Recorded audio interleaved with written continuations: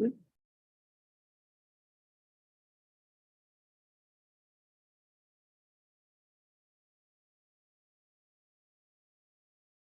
Start now. A warm welcome to our Master, Hualien Dharma team, and brothers and sisters around the globe to Saturday Hualien Dharma Talk. A very good morning. Let us start the session for today.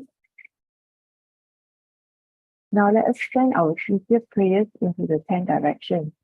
May the Sahara land be free from disaster and peace prevail in the world. Let us sing the prayer song with sincere piousness. In my heart, I feel deep gratefulness. All my heart is filled with sincere prayer. From all corners of the world, let us join our hearts and pray for a world of harmony and peace. From my heart, I pray, may we join our hands, our hearts as one.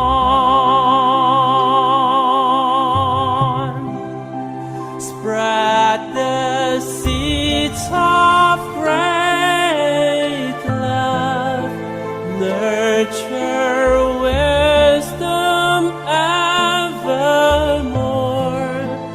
Let us fill the world with hope.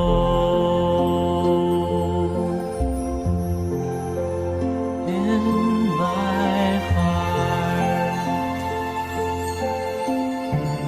I feel deep gratefulness.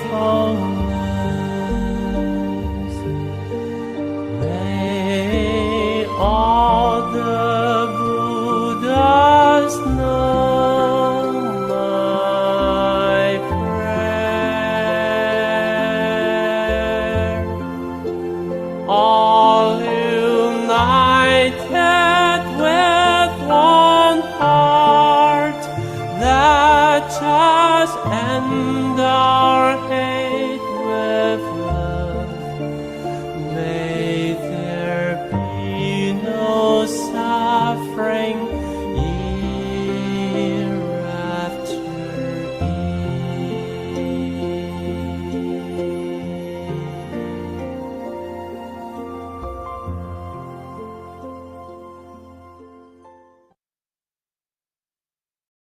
In May all minds be purified. May there be peace in the community. May there be no disasters in this world.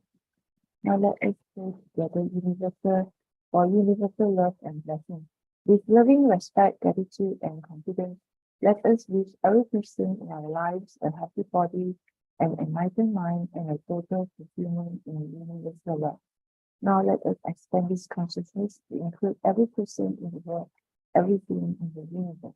Let our unified love make this wonderful world even better. Let us all immerse ourselves in the perfect embrace of universal love. Before we hear the wonderful sharing, let us invite our masters to lead us in paying homage to the Triple Gem. Let us pay our respects for these teachings and explanations to the Buddha and Master Ching by making 3 sincere bows. Please rise, palms together. First bow. Second bow. Third bow. In a bow to our beloved Abode Masters, who could join us today.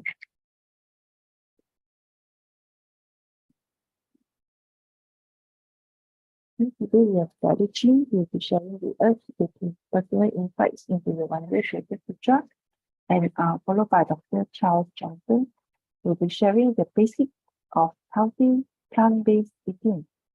Okay, before that, let us invite Sister Su Ching, who will be sharing the weekly summary. Sister Su Ching, over to you. Good morning, everyone. Okay, last week we had two sharers. Sister Mei Hua spoke about in Bodh Gaya last May. Sister Mei Hua stated, passing Dharma's wisdom from vows she'd made. 2 invitations came, but her dogs held her sway.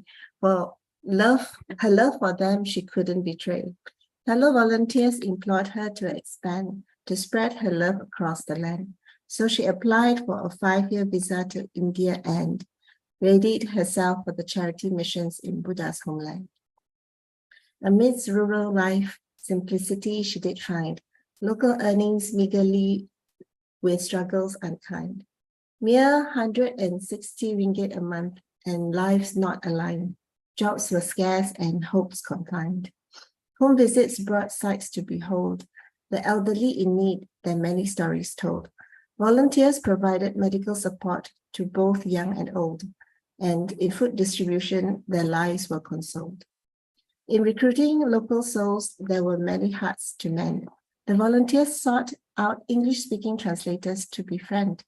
With Dr. Sanjay, a connection was made. Jingsi aphorism posters in his clinics displayed.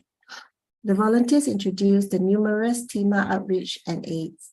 A proposal for a hospital in Bodh Gaya was the dream conveyed. A cleanup campaign, even beggars now became helpers. When Tzu organized a sports day, hearts swelled like rivers. Supplies distributed with organized endeavors. Unity with locals in action means a community forever. Blending in, the volunteers were warmly invited to a wedding dinner where much joy was ignited. Spreading Dharma is an effortless chase. With love and compassion, the world is ours to embrace. I am very sorry for Brother Manli. When I went to the Google translation, the English translation, it had already been overridden and I really cannot understand Cantonese. So I'm unable to do a summary for last week. So I will stop share right now and pass over to Sister Kaping to introduce the next speaker. Sister Kaping, over to you. Morning, brothers and sisters. Today we have two very speakers, and first is Brother Chin. He's no stranger to all of us. Brother Chin, we know, has been very diligent, and obviously he's also very knowledgeable on the Dharma. And he has been sharing with us on this morning post Shin Fa Xiang platform. He today will share his insight on a very big and deep topic, that is contemplation on realization. I really look forward to this. Over to you, Brother Chin. Thank you. Good morning, brothers and sisters. I hope I can do justice to the sharing, because I was given notice only a couple of days ago. And I'm sure you all have listened to the morning Shin Fa Xiang, all of you. And so what I'm trying to do is to put into perspective of what I learned. So this is very much my own personal learning, which obviously for you all, you have your own insights. Okay, so if you bear with me, I will share this slide that I've just prepared. I think you should be able to see the slides right now. And so it's very, I suppose to some of you, they're very simple contemplation. But the question is, the word insights, and I was given this title, personal insights. What are insights? And I'll come to that in a couple of minutes. So we every morning listen to the Lotus Sutra, obviously, and the literal translation from Mandarin is the fragrance. So what is this fragrance that we're trying to really gain listen sutra? Because the Lotus Sutra, what you hear is the words we see in the sutra and from the sound of the master. But where did this fragrance come from? And that is where the mystery is in the insights. So that's the sight and sound of master's teaching. So for me, because I'm not Chinese educated, so I can only see the sight words, the transcript, right? And obviously, then you listen to master's voice as he teaches. So for those who are Mandarin Chinese educated, you have an advantage. You can hear directly without a translation, but I can't. So I have to rely on the brothers and sisters who spend painstaking efforts on the transcript.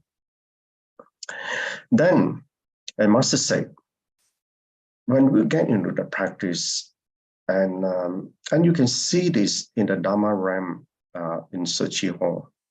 First of all, you listen, but listening to the teachings from the sight, which are the words, and the sound, which is given by the master, it enters into you. But where does it enter? It enters into your intellectual mind. But is that what it is? The master said, no, then you need to contemplate. So when you contemplate, what do you mean by contemplation? And contemplation, then you need to sit and still your mind. So what do you mean by stealing the mind?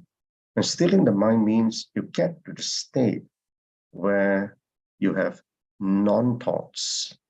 So imagine now, if you were to listen, now you take that in and you contemplate to the state of non-thoughts. That means to the state your mind is in stillness, it's not working. And that's when you realize the state of realization that comes to you, and that's that you're beginning to grow in insights. So that's still not good enough, the master said. You need to get into practice. So these three words, listen, contemplate, and practice, should, for us, taking into what we have learned from the sutras and apply that in practice. So my sharing with you today is that I want to go now is how can we translate what we have learned in the sutra to get into practice in a simple way. And so what is this fragrance of the Dharma? And that is what I hope I can give you a flavor of this fragrance from today's realization. And so what is this fragrance? And some of them are very simple, which you can easily understand. So when we listen to the Dharma, listen, contemplate, and practice. When we listen to Dharma, I, for one, is unenlightened. So because my mind is unenlightened, I need to understand what are the state of my mind. So then I need to ask, what is it that I see and hear? So, but the problem for us who are enlightened, we have the intellectual capacity that overwhelm us. So when they overwhelm us, and Master always say, I always say, some of us say, oh, I know.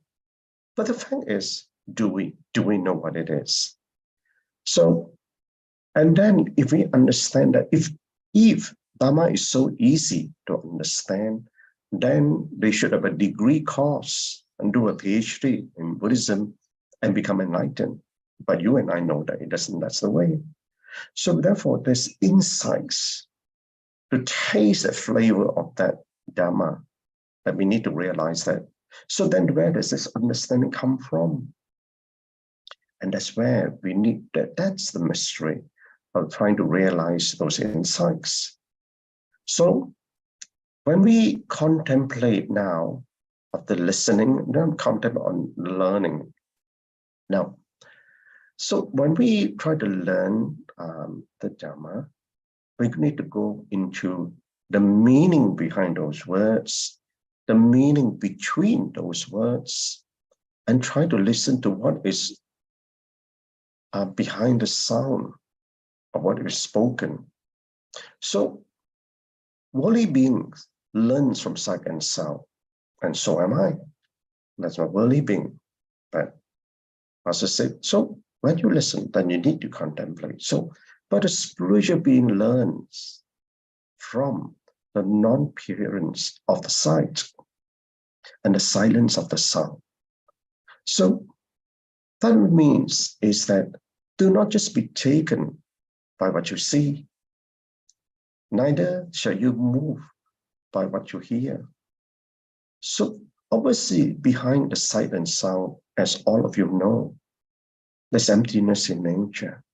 But what is that nature that's behind? What is that clear insights that is trying to show us? So sometimes when we see what it is not what it is. And what is being not shown is what it is. So therefore, we need to have to grow our discerning mind to really understand those insights. And that can only come when you're able to still your mind into still thoughts, and then be able to realize that deep profundity of what it means. So now the next one, we listen, we contemplate, and get into practice. This is a simple line on contemplation to share with you. And Master always say, it's no good just to understand the Dharma, yet apply it in practice. So therefore, the simple line that says here, you cannot learn rightly by living incorrectly. But it's very simple for us to understand this, but very often it's not easy to practice. So this is my very short sharing with you on this insights and learn the Dharma. But let's now go into let me expand this, now what it means to apply that in the practice from every chapter. So be colorblind in what you see and colorless in what you think. If you're colorblind, you don't judge. You don't see it. You don't see the form. If you don't see the form, you don't have discrimination of colors. When you're colorless in what you think, you won't judge. So that is the state that I'm trying very hard, obviously, to practice. And Masters always often teach us that, our mind, that we come in contact with phenomena in people, matters, and objects. We should learn not to discriminate, not to differentiate. So if that's the case, then it doesn't matter what form it takes, so that the skandha doesn't arise in us, or the aggregates doesn't arise in us. But nevertheless, we are unenlightened. Sometimes it's not easy. That obviously arise, but the question is, can we be mindful enough to be able to address the arising of thoughts so that we remain colorblind in what you see and colors in what we think? So in this journey of learning, and I mentioned, when you learn from what you see. And then we also learn from what you hear and the sight and the sound. But when we take it further and get into the part that we go into practice, then there's the experience that we are learning from. So we learn from the experience, that is experiential learning, because we try to learn to apply the Dharma into our daily life. Well, after doing that, that's when we need to sit in contemplation. So the contemplation is from the source of what you see, what you hear, and what you experience. And then you get in the state of realization. And that's realization that you begin to understand the deeper meaning of what it is. And that's when you get in the state of inner knowing. And that's the insights of what is in the teaching. And as Master wants us to do this.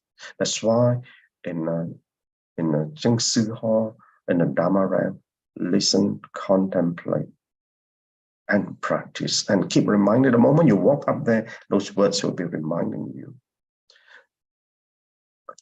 And now, for me to share with you on a very quick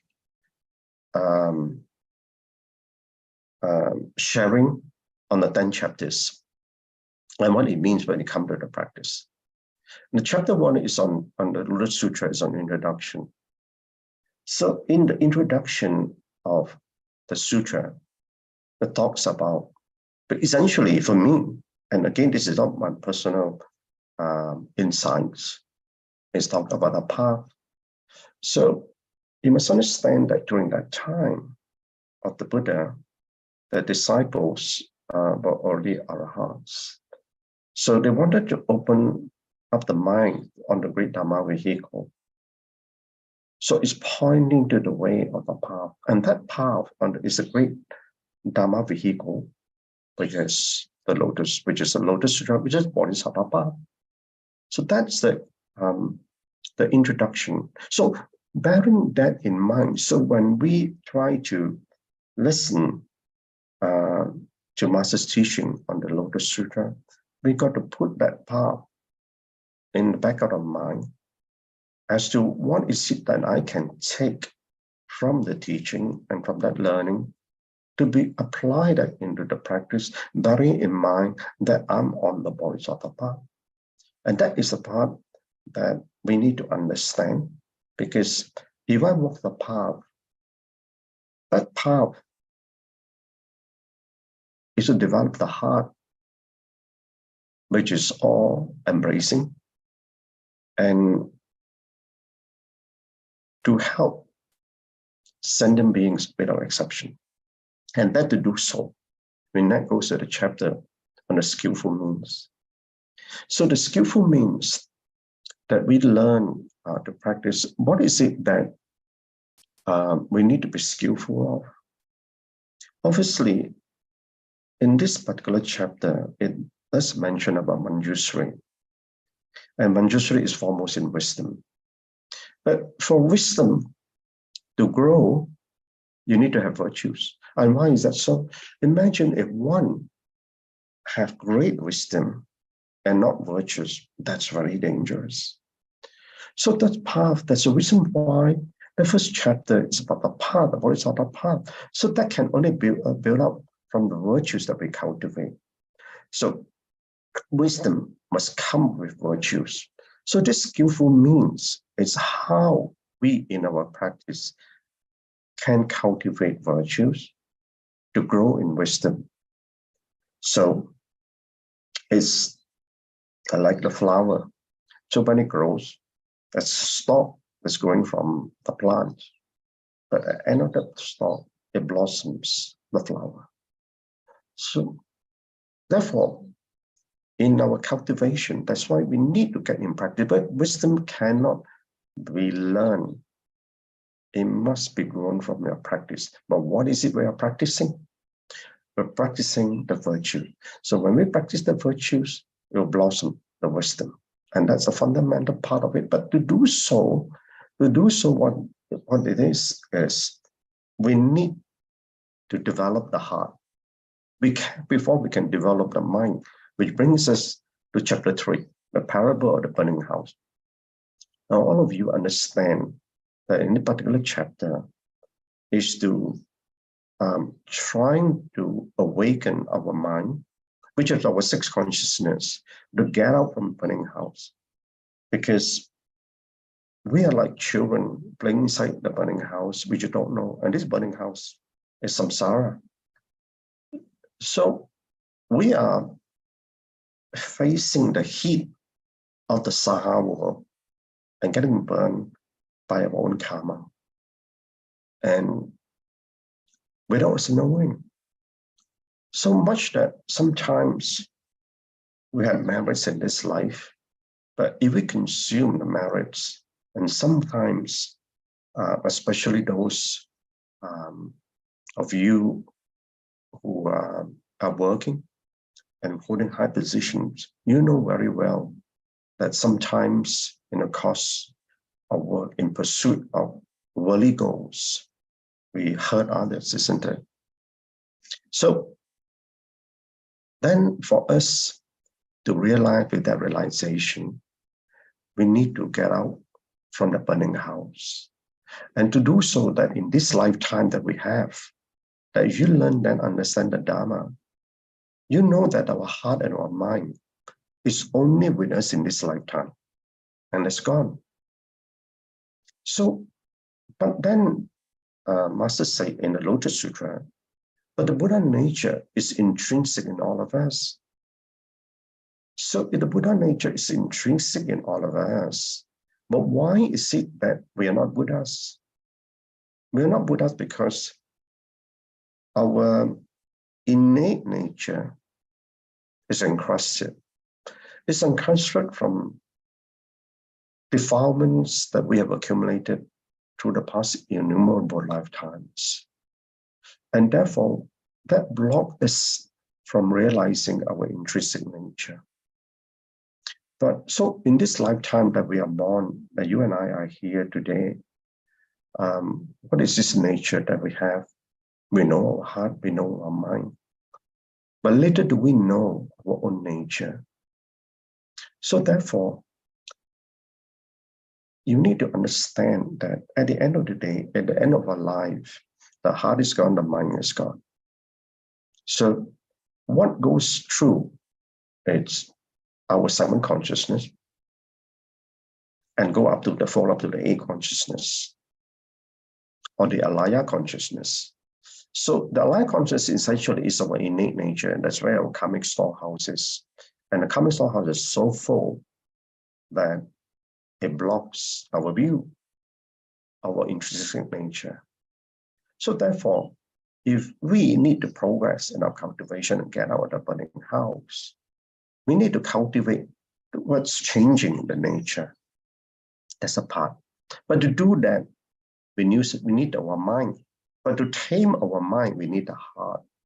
And that's a part that we really need to understand that much, that we need to get rid of our greed, our anger, and our delusion. Our heart need to be virtuous.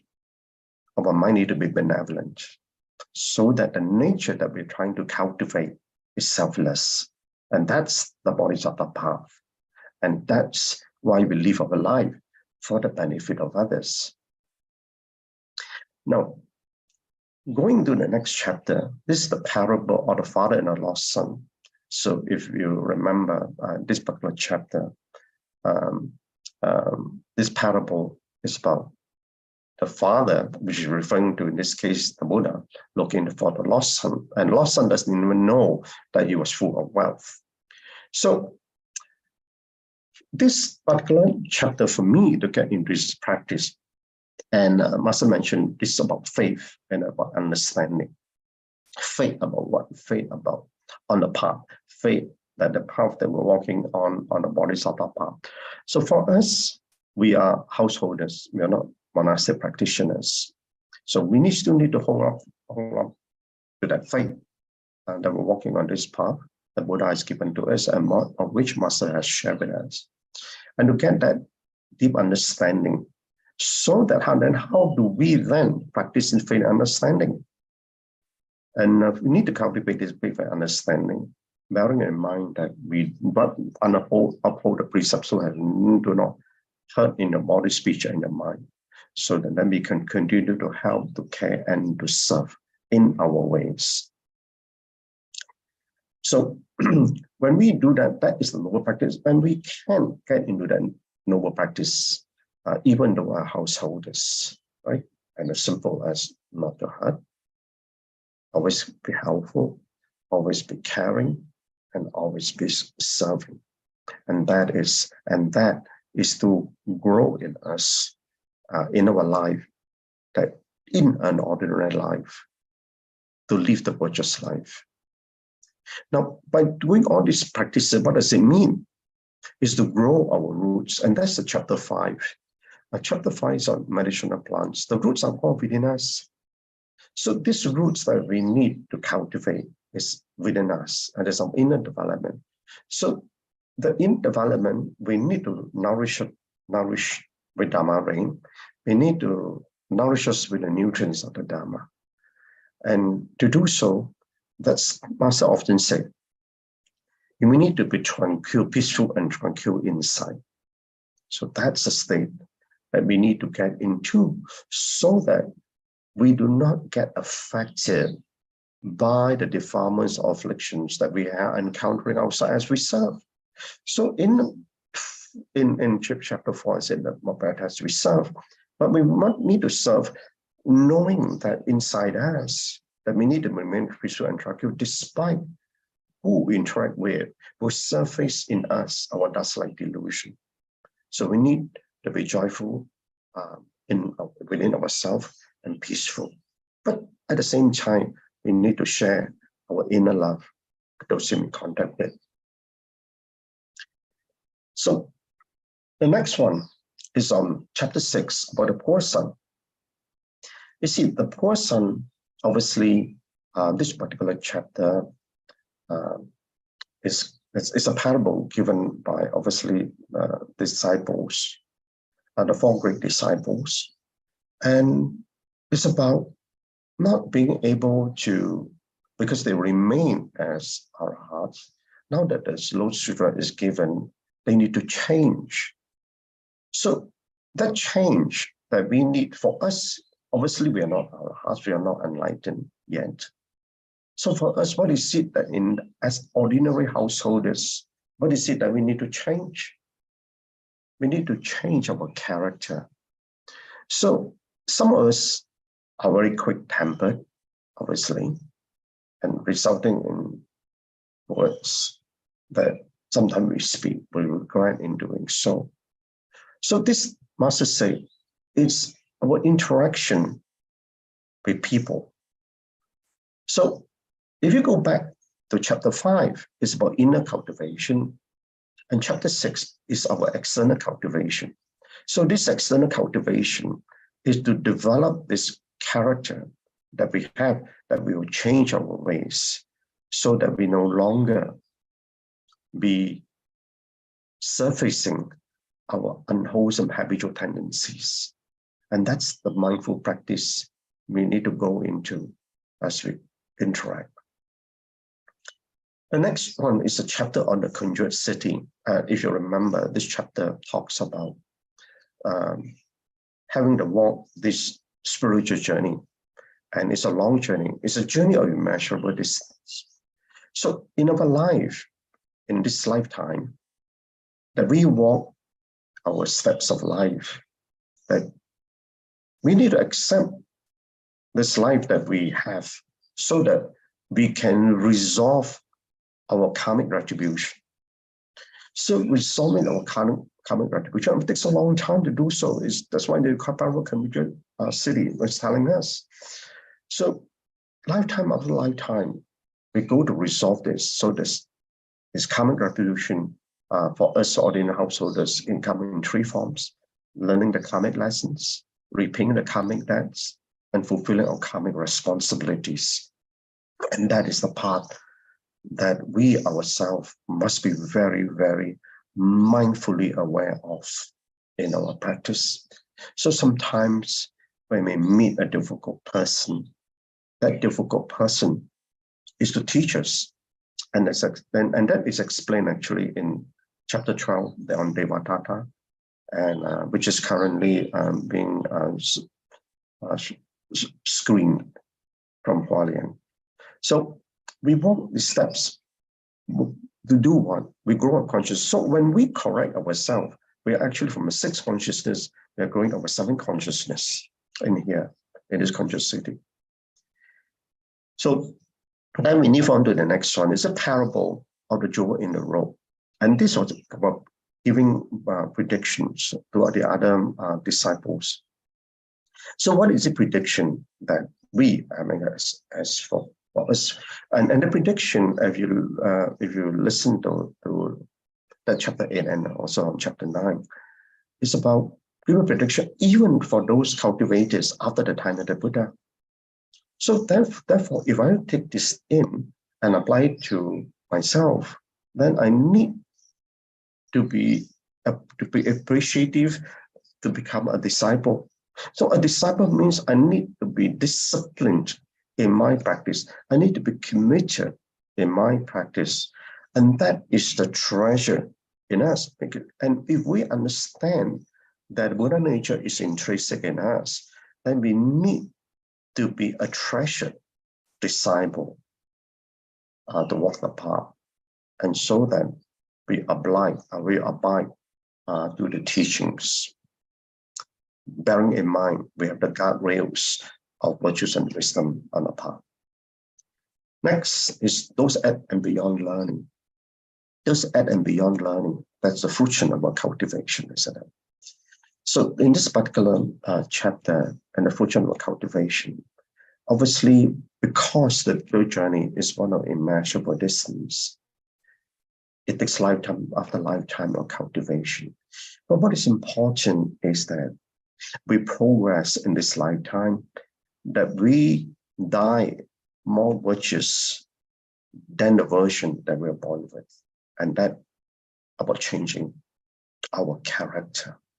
So in this cultivation that we have in this lifetime, you got a good body, you got a good mind to cultivate. So you need to get into a good practice in our cultivation. So in so doing, in this cultivation, we live our life in cultivation so that in our next life, when we do come back, or wherever we may be born in, or whatever world that we may be born in, we can practice with better condition.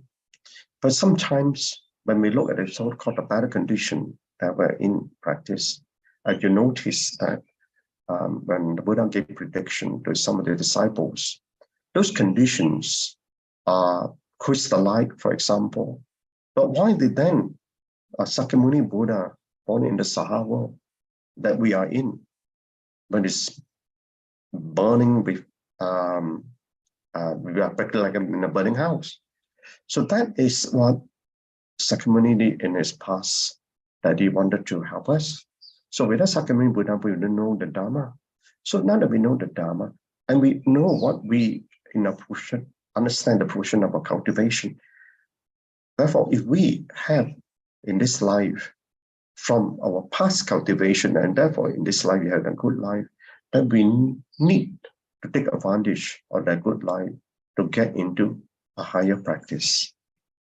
Obviously, each one of us is in a different state of the spiritual development, but more importantly is understand who you are, where you are, so that we know how we can cultivate.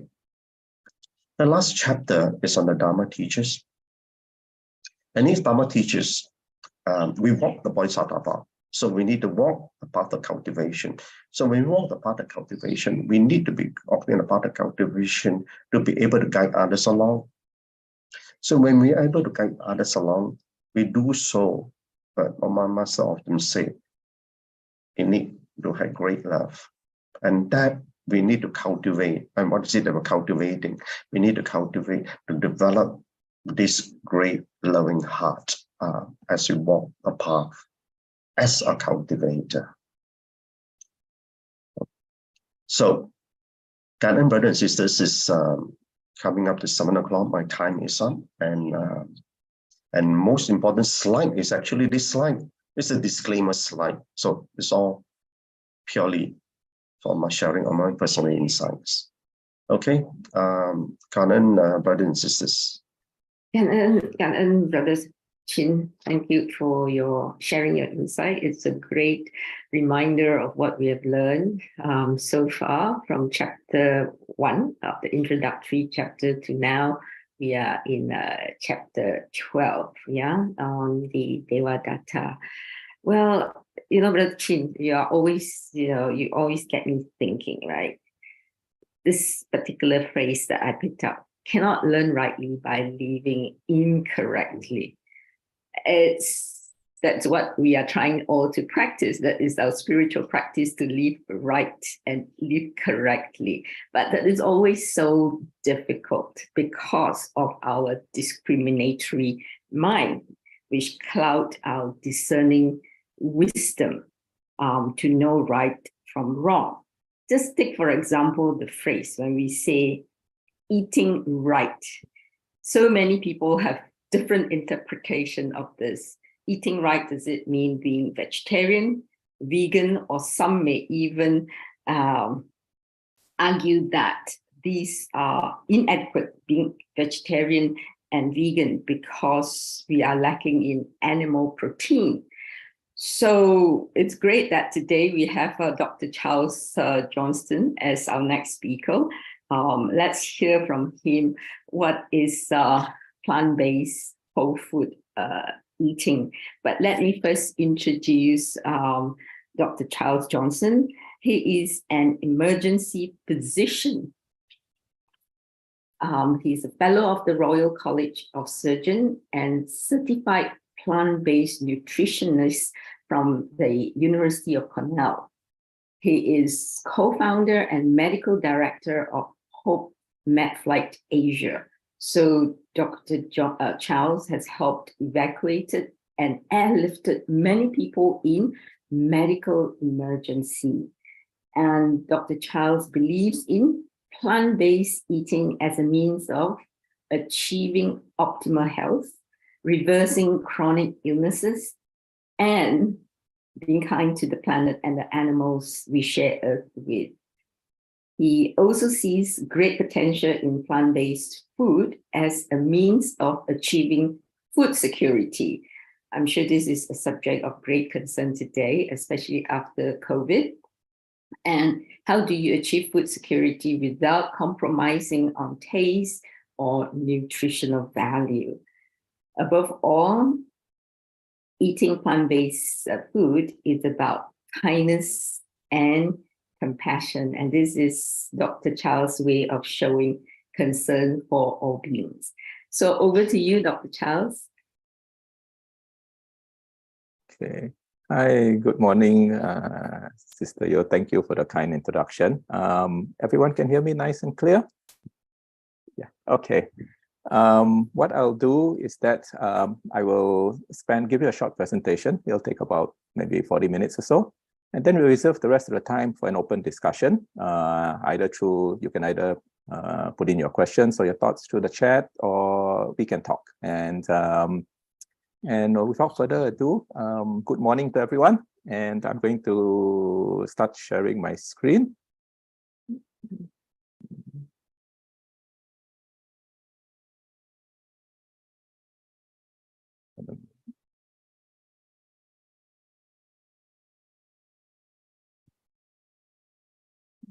Great.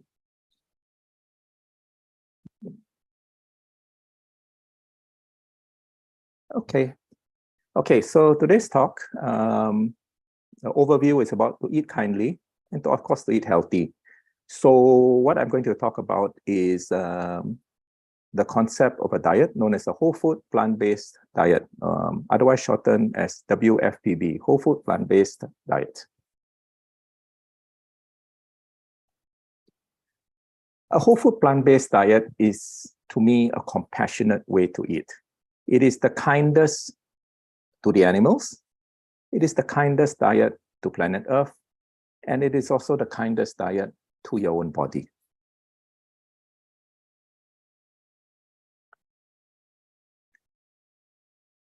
We are right now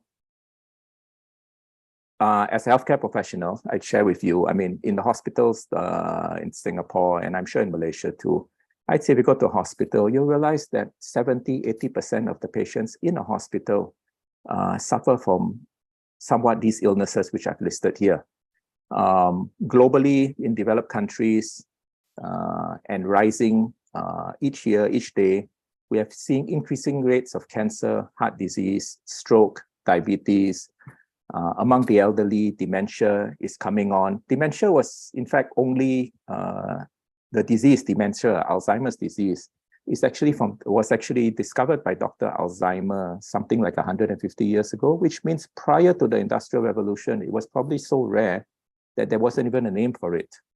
You know, massive increases in rates of diabetes and hypertension. I think 1 in 3 Singaporeans and Malaysians by the age of about 50 has one of these illnesses. Among the young people, mental health challenges are increasing. Also among young and middle-aged individuals, we see more cases of what is known as autoimmune disease. Autoimmune diseases are diseases where the body's immune system fails to recognize self from non-self, which means that it often creates antibodies or fights itself. Examples of autoimmune disease, eczema, allergies, lupus, asthma, things in the past we don't really, we talk so much now, for example, of allergies to multiple substances, very rare in the past. And finally, of course, what doesn't escape us, if you look at young children coming out of schools and everything, and people around us, is we are sitting on this pandemic of obesity. And obesity is closely linked to an increased rate of stroke, diabetes, heart disease, cancer, etc.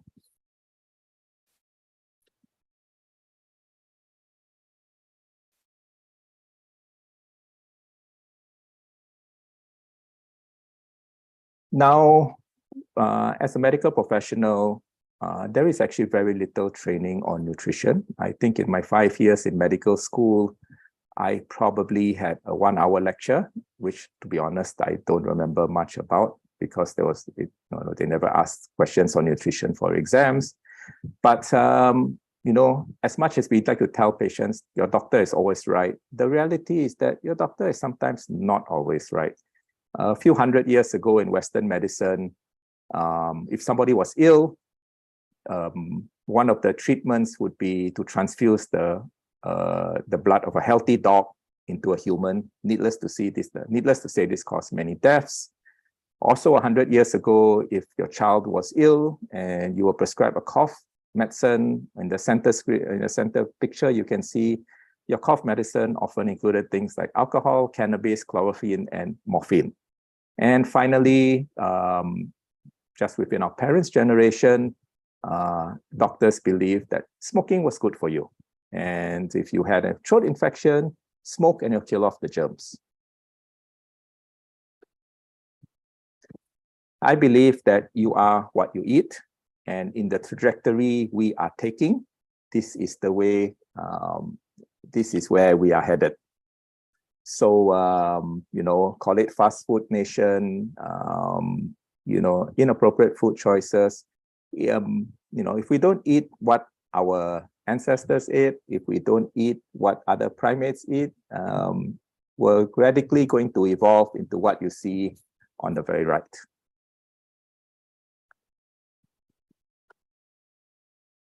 So a bit of background. First of all, we've learned a lot about human nutrition and how the human body works. And there are some interesting things I'd just like to share with you before we go into what to eat or how to eat and all. First of all, we have to realize that the human body is actually not a single organism with, say, 1 billion cells. Actually, living within us is what is known as our microbiome. And our microbiome actually consists of 300% more cells than actually human cells, which means living within our body are other viruses, bacteria, fungi, and these substances live in a symbiotic relationship. I mean, they live with us to keep us alive. And in turn, we eat food and we take care of them to keep them alive. So when a person says, hey, I'm just human. The reality is not, we're actually not just human. We're human, 1 billion human cells. Oh, no, sorry, I think it's 10 billion human cells and 30 billion other tiny little microbes cells. And this together, we are just one ecosystem. So we all work together, and our ecosystem needs nutrition too. They need food, they need protection, they need water. And the food for the ecosystem, the food for the microbiome, which 90% of it resides in our intestines, is actually fiber and phytonutrients, which is why plant-based nutrition is so important, because animal products have zero fiber. Okay. Another interesting fun fact is that about 10, I think it was about 10, 15 years ago, there was something called the Human Microbiome Project. The Human Genome Project. Now, what the Human Genome Project wanted to do was to map out the human DNA, the human genes, and see if we map out the entire human genome, we will find the gene for cancer, we will find the gene for diabetes, we will find we'll find the gene for schizophrenia, etc., etc. And once we find these genes, then maybe we will be able to treat these diseases, or we find the gene for diabetes, we change it around to a normal gene, the person will be cured or never even will get diabetes. And it was this, and the Human Genome Project was embarked with gusto, and we are thinking we are going to find hundreds of thousands, if not 1 million genes. And then at the end of the project, which took 10 years, multiple research centers around the world, we found that the human contains only 22,000 genes. To put that in perspective, our closest living relatives, like the chimpanzees and orangutans, they have about 21,000, say 500 genes. About 99.5%, the genome of a chimpanzee or orangutan is very much the same as a human. Another way to look at it is the gene of a frog or a toad has about 19,000 genes. So even that, we're not very different. So we look back and say, hey, we actually don't have that many genes. But what we now realize is that the human DNA, what defines us as human, is not just our own genes, but the genes of the microbiome, which actually outnumber the genes of the human by a factor of 100 to 1. So there are 100 times more virus, bacteria, and fungal genes living on us and with us than there actually are human genes. And thus, this ecosystem is so vitally important.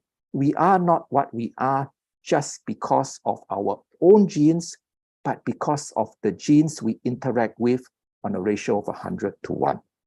And it is these interactions we have that help control our immune system, that help decide whether our body is in a state of relaxation and rest, or a state of inflammation where the body is primed for action, stressed. And the final word that's quite interesting is this word called epigenetics. We now realize whether a gene, that we actually don't inherit bad genes. I mean, if you had a bad gene, if you believe in evolution or you believe in, creation, why would you get bad genes? If it's evolution, it is survival of the fittest. The bad genes will die off. What you have are good genes. But this new study of genetics is now known as epigenetics.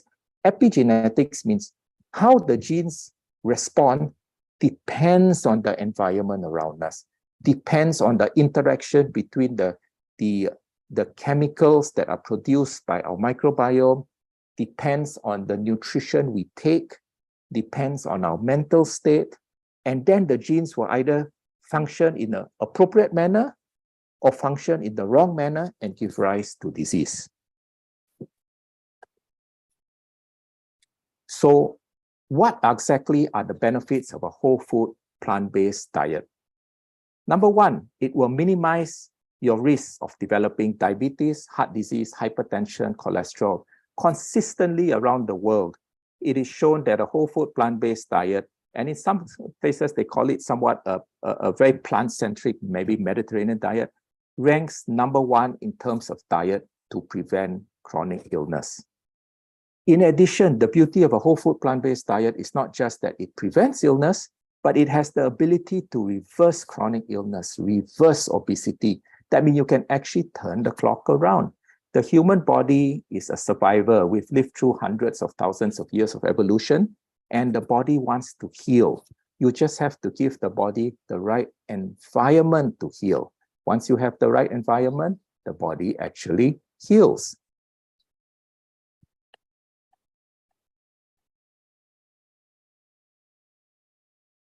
Number 3, a whole food plant-based diet has consistently been ranked to show that it decreases your chance of getting cancer. The rates of cancer globally are on the rise. And we always, as doctors, we're guilty of saying this. We always ask the patient, do you have a family history of diabetes? Do you have a family history of cancer and all? But the reality is that, do you actually inherit a gene for cancer? Yes, in about less than 10% of cancer cases, we find abnormal mutations and genes for cancer. But in 90% of cases, you don't inherit the gene for cancer. The message is a message of hope. What you actually inherit is you inherit the same environment that predisposes you to cancer. That word, the epigenetic environment. That means we are what our parents are, because we eat the same thing our parents eat, and just we get the same diseases our parents will get. Okay. A whole food plant-based diet also optimizes your physical performance. If you've seen this movie, it highlights this very clearly. It's called The Game Changers. But it gives you, it keeps you healthy. It keeps you feeling like it's great to move, it's great to walk, it's great to exercise.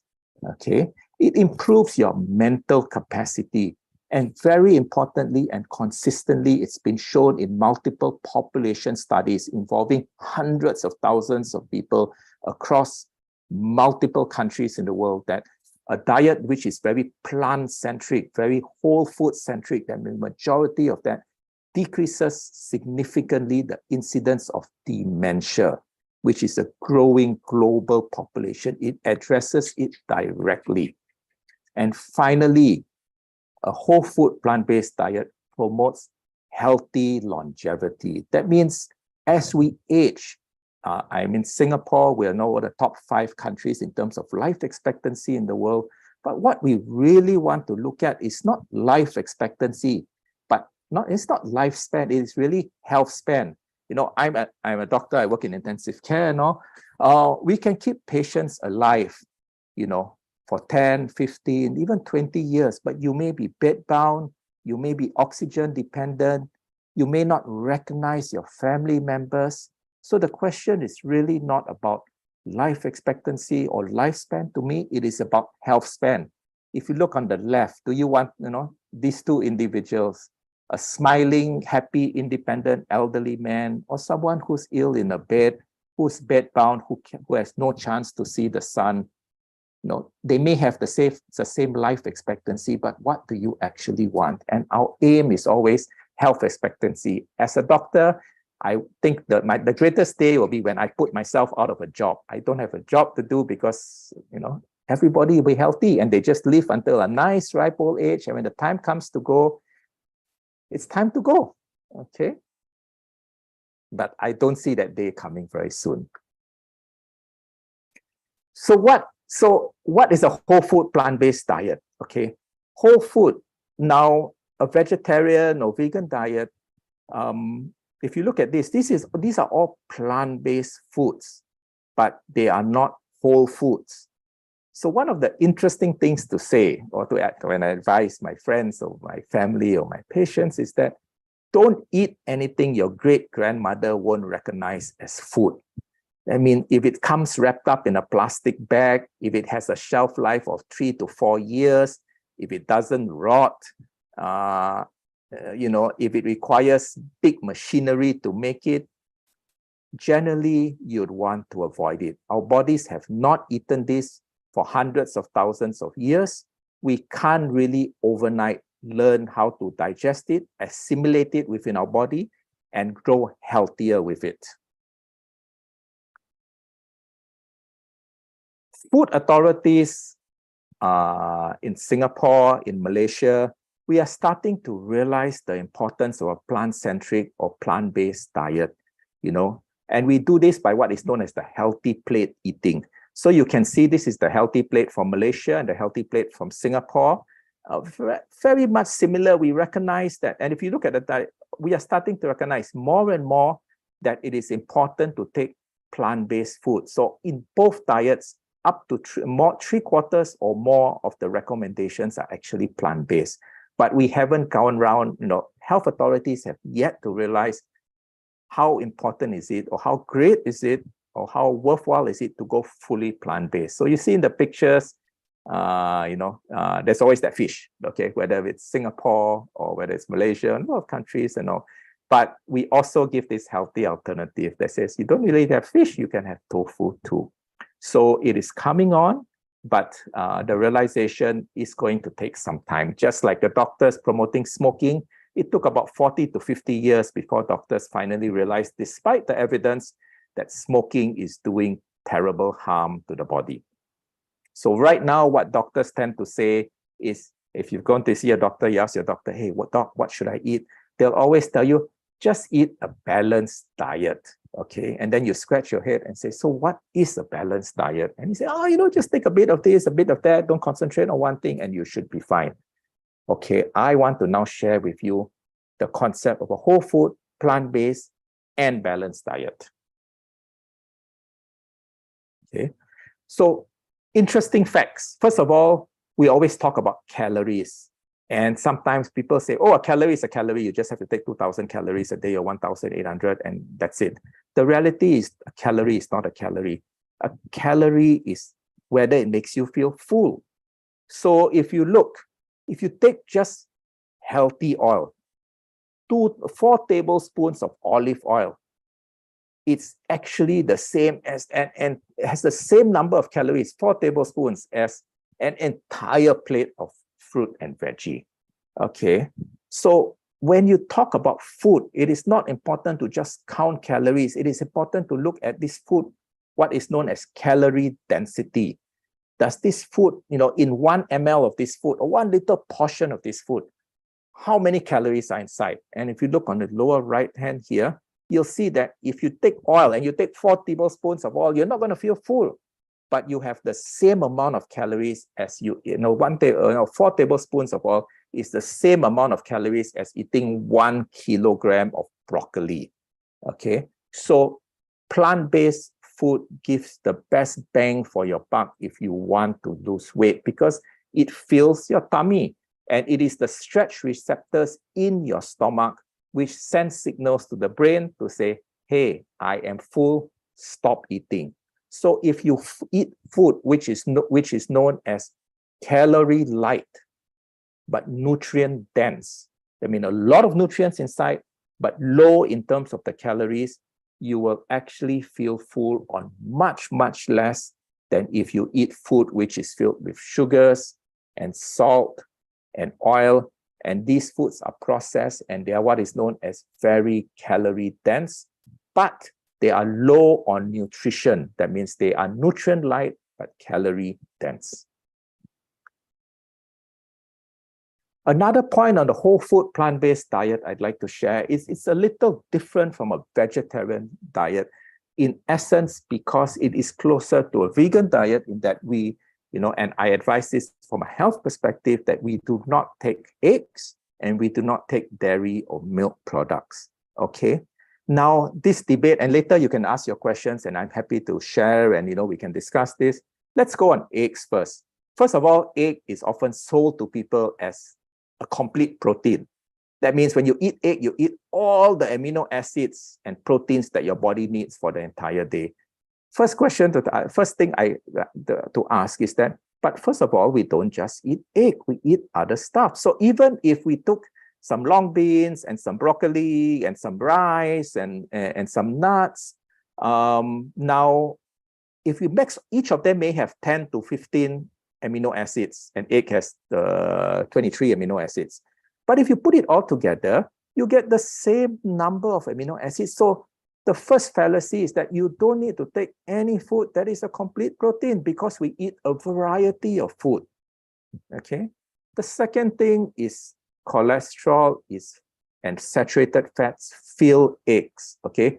60% of the calories found in an egg actually comes from fats. Okay. Each egg has about 300 milligrams of cholesterol. The upper limit for cholesterol, if you have high cholesterol or you have or you're trying to battle heart disease and all, is about 220 milligrams a day, which means one egg maxes out on your entire cholesterol needs for the day. The human does not need any cholesterol. All the cholesterol is an essential substance in the body, and the body makes its own cholesterol. Cholesterol is also only found in animal-based products. There is no plant which contains cholesterol. It is part of an animal cell, and the human body makes 100% of its own cholesterol. There is absolutely no need to eat any cholesterol. Any cholesterol you eat is added to the body, and the body then has to figure out what to do with it. Some of us are better at figuring what we do with it. I mean, it controls, and some people, they can say, I eat sioba, I eat meat every single day, I eat 5 eggs, a day or something, and my cholesterols are fine. And others are not so lucky. But essentially what it is that your body doesn't need to take any cholesterol, okay? We make our own cholesterol. Number 3 is that there is 0 fiber in egg. And as you know, fiber is really an essential macronutrient. It's a nutrient that we really need. 90% of people who live in developed countries, including Malaysia and all, probably do not get enough fiber on a daily basis in their bodies. They don't eat enough fiber. So why would you want to eat a food with 0 fiber and fill your tummy? Okay. Another problem with the proteins found in egg is the proteins found in egg, if you're eating plant-based, if you're vegetarian or so, is the closest you come to animal proteins. Essentially, egg proteins are animal proteins. And if you've heard this term, or you can Google it, we have this thing called pro-inflammatory proteins known as TMAO. TMAO is a very toxic protein to the body. It causes inflammation. It is linked to an increased rate of heart disease, stroke, and cancer. Okay. Egg studies across have also consistently shown that people who take a lot of eggs have a higher risk of insulin resistance, and insulin resistance, as you know, is the precursor to diabetes. Egg studies have consistently shown to have people who take a lot of eggs have an increased rate of cardiovascular disease, they have an increased rate of stroke and heart disease. Egg studies have shown egg intake is consistently linked in populations to cancer. And the egg white itself, the protein of egg white, actually, if you do, these cross population studies, the more, even egg white, the more egg white you take in a diet, the higher your risk of just dying. Okay, they're called all-cause mortality. Okay, now we move across to dairy and milk. Now, there's this big fallacy in dairy and milk, which we talk about, you need to take dairy and milk to prevent the osteoporosis, to get enough calcium. Now, calcium is a metal in the body, and the body actually controls calcium very tightly. Most people, if you take a normal, varied plant-based diet, you actually eat more than enough calcium you ever need. You do not need calcium supplements. You do not need to take milk to produce your calcium. The problem is usually in vitamin D3, which is from sun exposure, and also vitamin K. It is not a problem of calcium. The body is actually very smart. It protects its calcium very well. It doesn't cost, you don't take in calcium and the body says, I don't know what to do with calcium, I throw it out again. The calcium that is taken in from plant-based food is stored in your bones and used and kept over many years. The main reason people get osteoporosis in old age is because of, number 1, a lack of movement and resistance exercises. That means you have to keep moving. If you want to keep muscle or you want to keep bone, you have to keep using it. Okay, so number 1 is really lack of movement among our population, okay, as we get older. And number 2 is a lack of vitamin D3. Okay, in a Singapore population-based study done a few years ago, over about 40,000 people, we showed that up to 40% of our elderly above the age of 60 have decreased vitamin D3 levels. That means nearly half of our population actually lacks vitamin D3. but nobody lacked calcium. Okay.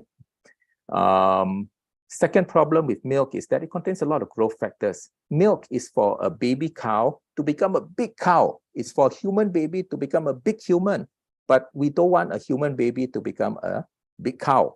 So growth factors, so you don't see any other animals in the world drinking milk. Okay, they drink milk only to grow. So milk contains a lot of growth factors. And when we are adults, we actually don't want growth factors in our body, because growth factors means that if you have an abnormal tumor in your body, it's going to stimulate growth. Okay. Third problem with milk is milk contains a lot of fats, because the fats are part of the to help, let's say, once again, an animal grow very quickly.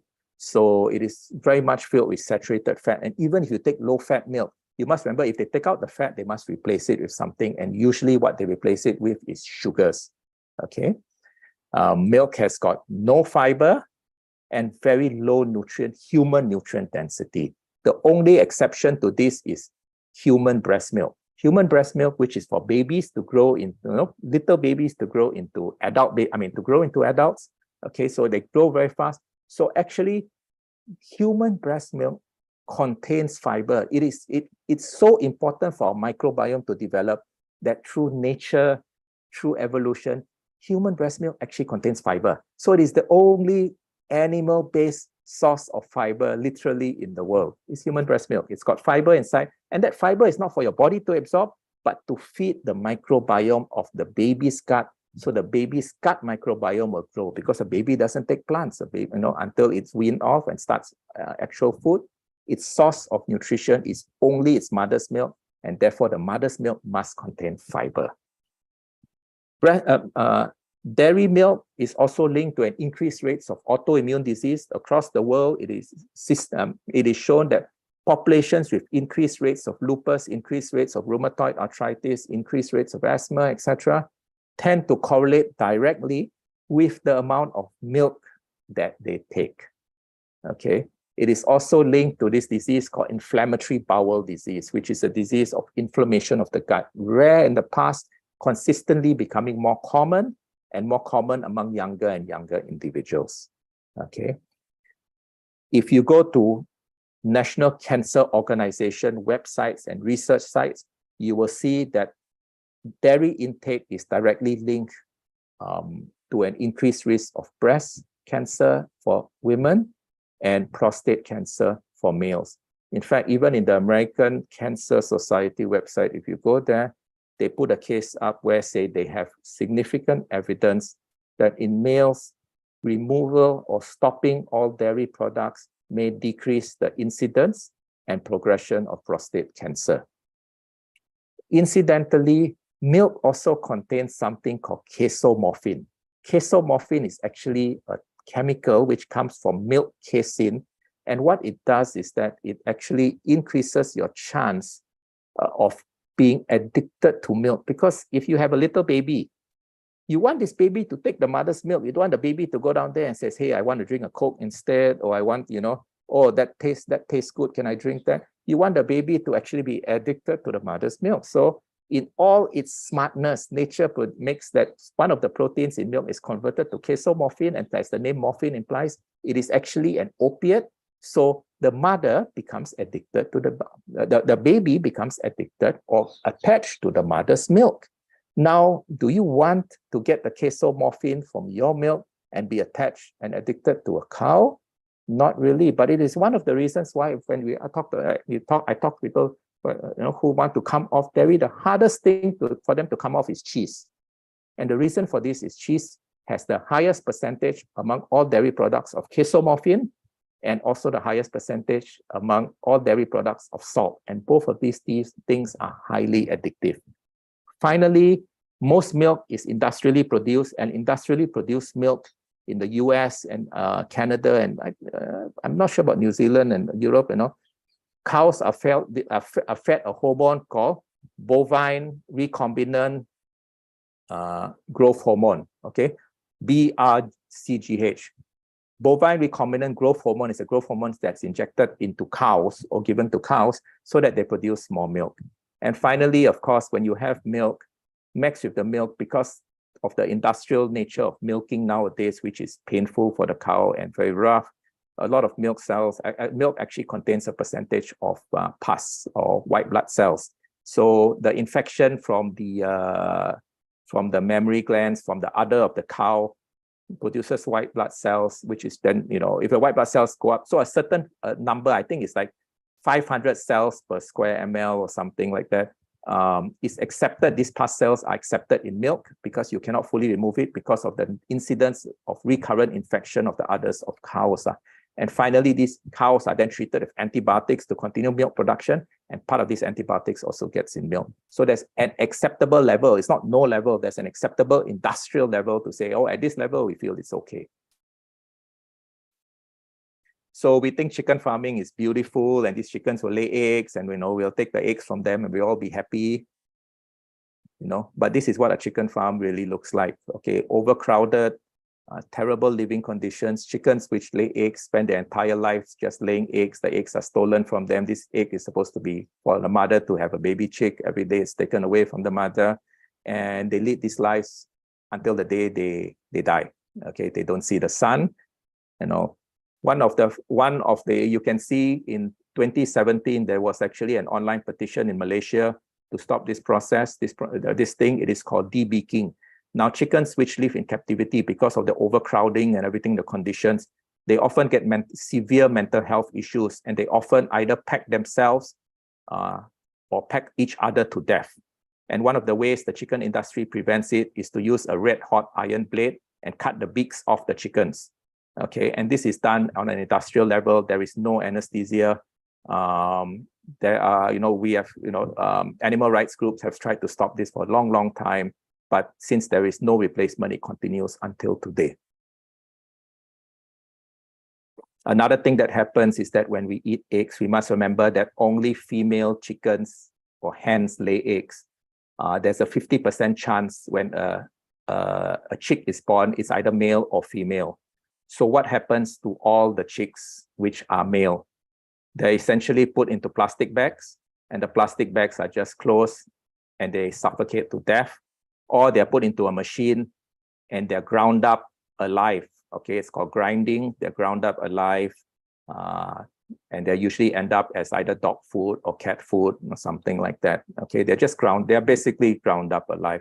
So eating eggs means you're not directly eating chicken, but 50% of the chickens that go into the production of eggs are ground up as babies.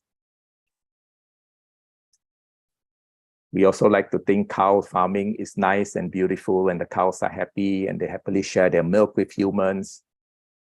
The reality is very different. In order for a cow to have milk, it needs to get pregnant, it needs to have a baby, and then during the lactation period, it makes milk.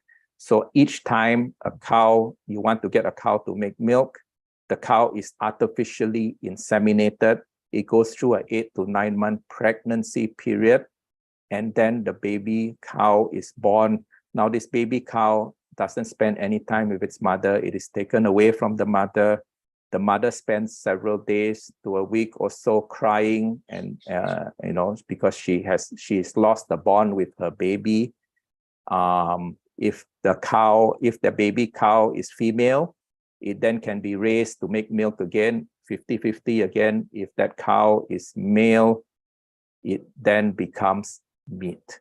So the dairy industry continually does this. It makes a cow, it impregnates the cow, it gets the cow lactating, it gives the cow artificial hormones to keep this lactating or this milk production going on as long as possible.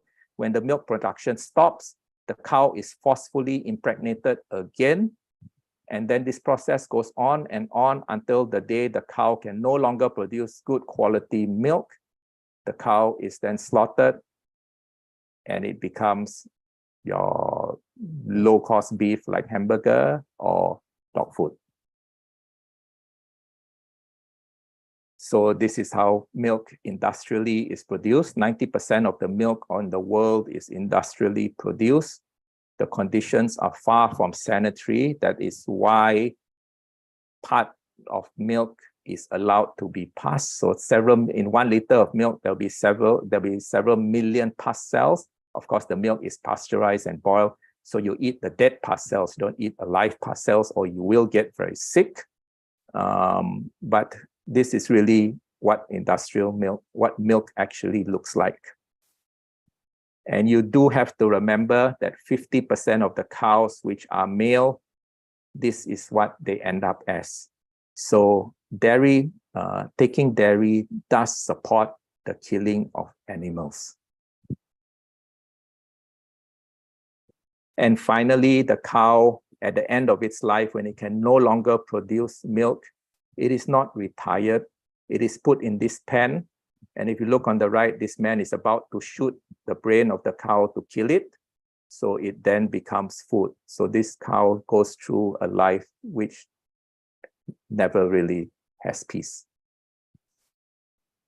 So I say again, is it something we really want to drink, both from a health perspective and from a kindness to the planet and a kindness to animals and even a kindness to our body perspective?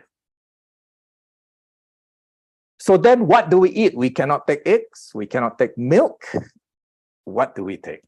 And what I like to say is this, I do this quarter thing to say that on a daily basis, this is the type of foods we should eat. So 4 quadrants, you don't have to eat the food exactly in these 4 quadrants, but roughly this is where you get our source of nutrition from. And that's number 1, we get it from fruits. And including in fruits, we also have nuts and seeds, but the majority of it should be fresh fruits. Even durians, which are suitable also for diabetics. Okay, incidentally, diabetics on a whole food plant-based diet can take durian because they have a healthy microbiome that will be able to digest durian and not raise your blood sugar levels. Okay, so 1, you take fruits. Number 2, you take whole grains. Whole grains are your source of carbohydrates. Now, as much as that is moved towards low carb diet, high protein diets, keto diets, which are high fat diets, the optimal human diet is a diet which is high in carbohydrates. The key is that you want to take complex carbohydrates. I mean, not simple carbohydrates, not simple sugars, complex carbohydrates. And you get complex carbohydrates from whole grain, brown rice, whole grain wheat, potatoes, and then, in addition to that, tubers. Tubers mean your underground plants like potatoes, sweet potatoes, yam, tapioca. These are your source of carbohydrate, and our bodies function optimally and best and have the lowest rate of disease when about 60 to 70% of our caloric needs come from these complex carbohydrates. So don't be afraid to take carbohydrates, especially if you want to reverse or prevent chronic illness. Okay? Then comes vegetables. Leafy green vegetables, colorful vegetables. The idea is to take as much as you can. Vegetables are very, very nutrient dense and they are very calorie light. That means if you took one mountain of different types of leaves, kangkong, kale, lettuce, etc., you will get a tiny amount of calories, but you will get tens of thousands of phytonutrients. Okay, and then finally, the other group is legumes. Legumes are your beans, things that grow in a pot. Okay, so things that grow in your pot means your soybeans, your green beans, your red beans, and don't forget long beans, French beans. Peanuts are legumes. Okay, peanuts are not nuts, they are legumes. Legumes. It can be petai. It can be, all these are legumes, and legumes are very high in protein, essential protein that your body needs. In fact, if you're on a whole food plant-based diet, the bulk of your protein is going to come from legumes. Legumes are found on every continent on earth. Every society that leads long and healthy lives takes loads of legumes, takes loads of, especially soy. If you notice that Asian societies which lead very long lives, like the Okinawans and all, they take a huge amount of soy. So soy is one of the legumes, but don't forget all types of legumes. And remember that legumes are seeds, so you can also sprout them. If you say, hey, I don't want to, I don't have time to cook my beans today, you can take them as sprouts. You can take bean sprouts, soya bean sprouts, alfalfa sprouts, So legumes can also come in the form of sprouts. And sprouts is beautiful because they're raw, they have all the nutrients inside, and you can just eat them. So nature's way of cooking is to sprout. Once you sprout something, An inedible bean, you cannot eat raw soya beans and raw green beans because of the lectin content and because it's protected. That plant doesn't want you to eat it when it's alive. It wants you to eat when it starts to grow. When you sprout it, you can then eat it again. So your best source of protein, which should take about 10 to 20% of your caloric needs, not anything more, is actually from legumes. So fruits, vegetables, tubers, which are your underground things like, like sweet potatoes, tapioca and all, legumes and whole grains, the mix of all this in its multiple variety is how you want, is what is an optimal human diet should be. Okay. Another way you can look at it is from this color scheme, which we sometimes use and all, which is that the green means you can take as much as you want. Okay. So you can take as much whole plants as you want. You can take as much legumes as you want. Just go ahead and eat until you are full. You don't have to restrict. You can take as much. If you want to take an entire head of broccoli because you have your urge to eat broccoli, by all means, take an entire head of broccoli. You will be perfectly fine. Okay. Orange color foods mean foods that you want to sort of be more careful with. You can take as much, but because they're partially processed, you become more careful with it. And this will be things like your white rice, things like, snacks which only contain 2 or 3 ingredients. I mean, minimal processing. You can still eat until you're full, soy milk, plant-based milks and all. If they have, but you have to be a bit more careful because they have been processed. Okay. So your orange is these 2 here. And then finally, what are red foods? Red foods are foods that you want to decrease as much as possible. So these are highly processed foods. So highly processed foods mean foods like oil and sugar. Yes, they're plant-based, but remember the oil came from soybean. Oil came from soybean. So the idea to get the fats, the healthy fats, is to eat the soybean, not to take the soybean oil. Olive oil came from olives. You want health? Eat olives, not drink olive oil. Okay. Sugars came from fruits. So if you want to be healthy, eat the fruits, which already contain the sugars, and not take the sugar. And finally, to absolutely avoid animal products, including dairy and eggs. So healthy whole food, plant-based cooking, some nice tips to know. Number 1, I try to cook less. I mean, you try to take more raw stuff as for, it doesn't mean go and start like today, say, I said, Dr. Johnson say eat raw, and then you start eating raw, you got to eat raw rice, or, you got, so less cooking where you can. I mean, fruits, vegetables, if you can, eat raw or cook less because we want to preserve the phytonutrients. Okay. Number 2 is to try to decrease the amount of, is to remember that water and fiber are your best friends. I mean, as we said, 80 to 90% of our population don't eat enough fiber. We also don't drink enough water. So you want to really be drinking a lot of water. Sometimes when you say, I'm always feeling hungry, you're not exactly always feeling hungry. You're actually, in our mind, we think we're hungry, but we're actually thirsty because we have to fill the stomach.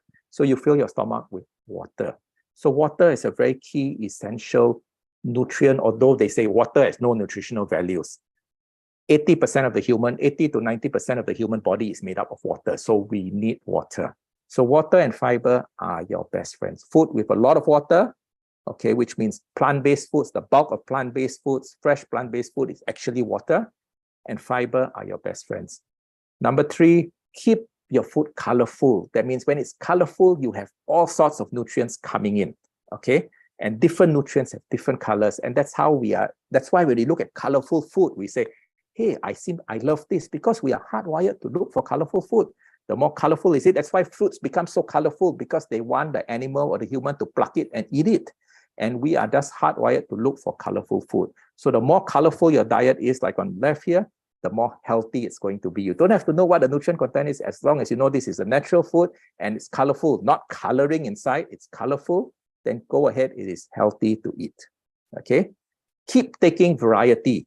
The more variety you get, the more different type of nutrients you get. So the idea is not to take every day, take sweet potato, sweet potato, sweet potato, or sweet potato is good, I'm going to take sweet potato for the rest of my life. No, today sweet potato, tomorrow normal potato, next day brown rice, another day durum wheat, another day sourdough bread, you know, mix your food, take variety. Variety is the spice of life, and variety is what gives you all the antioxidants, all the vitamins, all the phytonutrients, and the different type of fibers you need. So go for variety. My aim, myself personally, I always try to say, play it as a game, in fact, is to try to get 50 different types of fruit and vegetable in my diet every week.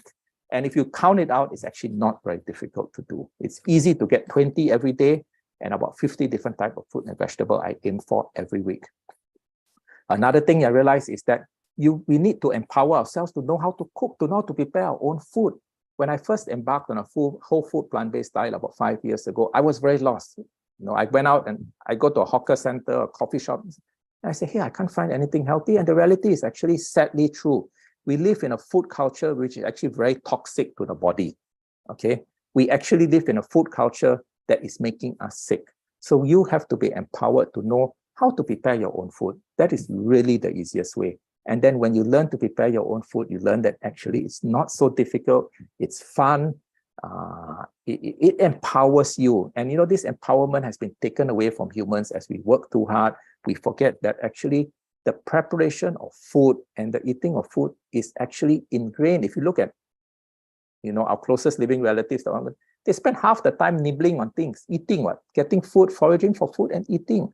So this is, you know, going back and being able to prepare your own food is another way you empower yourself to say, I can make a difference in terms of a healthy diet. Okay. Finally, remember that, then also remember that processed food is very nutrient light. That means how processed food works is that they remove the nutrients and they put in addictive substances. Addictive substances means high calorie, very dense in calories, salt, oil, and sugar. And these all create addictions within you. So processed food becomes very addictive. You always feel, I want more, I want more, I want more. Because processed food doesn't actually occur in nature. So if there is no such thing as food that is only pure sugar in nature, food in nature that is sweet also has fiber and phytonutrients and all. So we are our brains will search for sweet food because we think we're going to get sweetness and we're going to get phytonutrients and we're going to get fiber. But instead, we just get a Coke.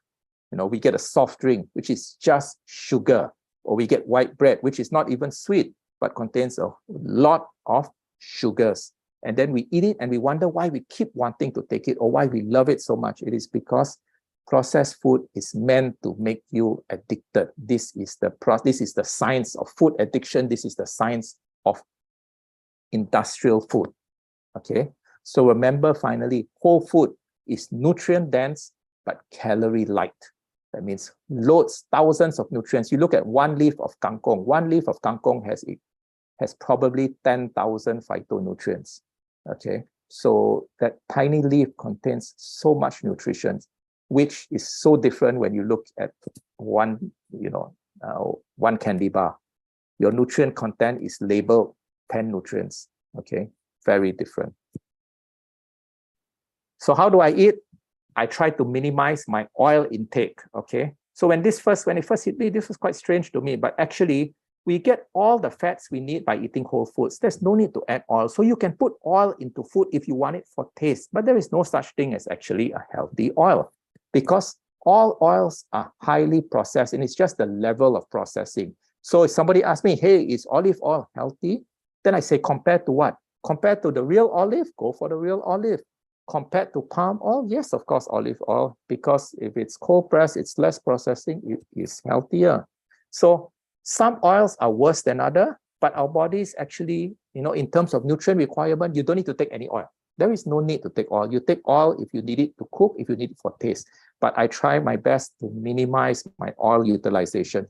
Then another person will ask me, say, hey, what about a Mediterranean diet? They take a lot of olive oil. No, the Mediterranean diet, when they say they take a lot of olive oil is poured over their salad. So the marker of olive oil utilization is how much salad you are taking. So the more salad you take, the more olive oil you use. So the healthy Mediterranean diet, when they say they take a lot of olive oil, that actually means they are taking a lot of fresh, raw greens and fruits and vegetables in their salads, and that's where the olive oil comes from. Okay, so I don't believe there is any form of oil which is actually a health food. Okay, and it's always what you compare it with. So things you can try, you can search and all, you can try things like water frying. That means you minimize the oil use. Okay, or you can even air fry. And also finally, remember that many foods have hidden oils and fats.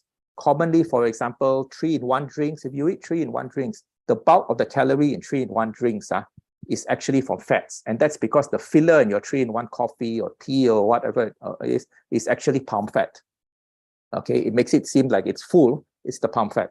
Okay, biscuits and everything, you go to hospital, he's got diabetes, then the nurse will ask, oh, you hungry, uncle? Yes. And then they give them, in our hospitals here, I think it's the same in Malaysia, we give them Milo, we give them milk, and we give them Mary biscuit or crackers. And if you look at the contents of all of this, they're very high in fats, and they're very high in simple sugars, and they're very, very low in fiber. So we're doing the absolutely wrong thing unknowingly. I try to use as little sugar as I can, and I do not use artificial sweeteners. And I do not recommend artificial sweeteners even for my patients with diabetes. Okay, refined sugar is highly processed and it is empty and toxic calories. So when people say, low carb, actually what they mean is low sugar or low simple carbohydrates, not complex carbohydrates. So we have to differentiate simple carbohydrate from complex carbohydrates. Okay, sugars are hidden everywhere. They're hidden in processed food, they're hidden in bread, they're hidden in biscuits, they're hidden in fruit juice. Fruit juice is not a healthy food. Okay, if you want sweet, use fruits. Okay, dates are a great way to get the sugars you need, and avoid artificial or natural sweeteners. The WHO just about 2 weeks ago has now put artificial sweeteners as a possible carcinogen. Okay, and then of course all the country and industries protested because they use a lot of artificial sweeteners in America. Say, oh, okay, you can, if you take a bit of carcinogen, it's probably okay. What is a bit? It's like telling a smoker, hey, smoking is bad for you. But if you take a bit of cigarettes, I think it's okay now because it's just a bit. Okay, if you know something is a carcinogen and it's got no nutritional value, why are you even taking it? Another thing I like to do is I like to make smoothies. I call smoothies a form of hyper-nutrition. So I want to get my 50 different types of fruit and vegetable every week. So it is a good, easy way to get a lot of raw fruit and vegetables. Okay, so it is what you need is basically, it doesn't cost much. It's actually much cheaper than these things what they call like slow juicers and all. I don't recommend juicing because juicing removes the fiber, which is the most important part of your fruit and vegetable. Okay, so you get a good, easy to clean, high power blender, and then each time I make a smoothie, I put in 5 to different type of raw fruit and vegetable inside. I pack it in. Fruits, I can use things like banana, apples, mangoes, berries, orange, avocados, pineapples, limes. Vegetables, I can use kale, spinach, kangkong, celery. I can use tom yao. I can use pak choy. I can use xiao bai chai. I can put all sorts of vegetables, raw vegetables inside. Just wash them clean, put them in. I can put seeds like chia seeds and flax seeds. If I want to make it sweet, I can put dates inside. If I have boiled some, I can put soy milk, homemade soy milk inside. I can put soy sprouts, I can put alfalfa sprout, I can put all these things into this water. I churn it up and I can chug it all down. If this was in a plate, it'd be that big. And in breakfast, I can't eat that much. When I put it into a smoothie, within a few minutes, I can put it all down and and I chug it all down. So smoothies are a good way of doing what is called hyper nutrition, giving your body what it really needs in the morning and then again in the evening. Okay. So it's a great way to start and end the day.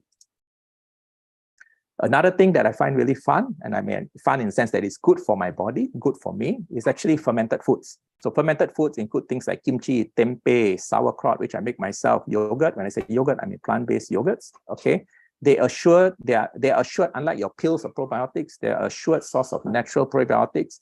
They are tasty. They contain the phytonutrients from the plants themselves, slightly modified by the bacteria that goes in, that makes it healthier for us too. And it enhances what is known as your gut health or your microbiome. So fermented foods are part of a normal, healthy human diet. We have been taking fermented foods for tens of thousands of years.